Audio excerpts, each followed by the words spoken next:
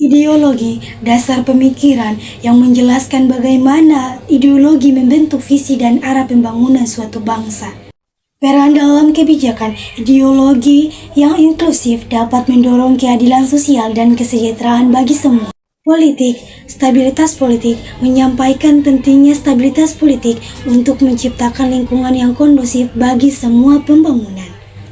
Partisipasi penuh mengajak masyarakat untuk aktif dalam proses politik demi kebijakan yang berpihak pada rakyat. Ekonomi mempertegas pentingnya pengelolaan ekonomi yang berkelanjutan dan inklusif. Ekonomi yang kuat harus berkontribusi pada peningkatan kualitas hidup masyarakat.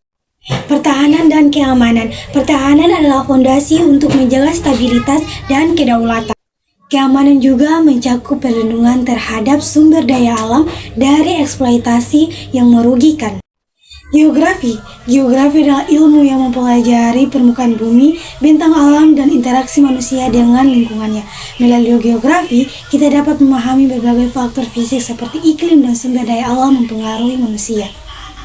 Di sisi lain, demografi adalah studi populasi mencakup analisis tentang ukuran, distribusi, dan perubahan populasi seiring waktu. Dengan ini kita dapat memahami dinamika sosial mengenai pertumbuhan populasi, migrasi, dan struktur usia.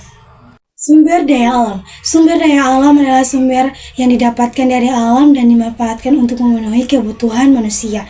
Ini mencakup sumber daya alam seperti air, tanah, mineral, hutan, dan energi.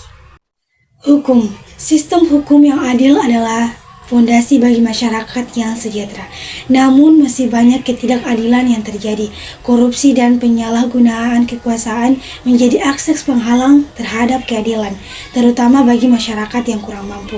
Kita harus mendorong reformasi hukum yang transparan dan akuntabel untuk memastikan semua orang mendapatkan perlindungan yang sama. Kesehatan adalah hak asasi manusia. Sayangnya masih banyak individu di daerah terpencil masih kesulitan mengakses layanan kesehatan yang memadai. Kita harus berjuang untuk sistem kesehatan yang inklusif dan terjangkau. Karena tanpa kesehatan yang baik, pendidikan dan produktivitas kita akan terlambat. Pendidikan adalah kunci untuk mengatasi kemiskinan. Namun, akses terhadap pendidikan yang berkualitas masih menjadi tantangan, terutama bagi anak-anak dan keluarga miskin.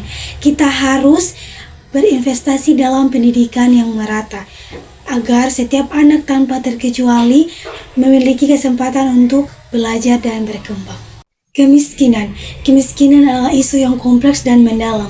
Kemiskinan bukan hanya soal materi, tetapi soal pendidikan, kesehatan, dan keadilan.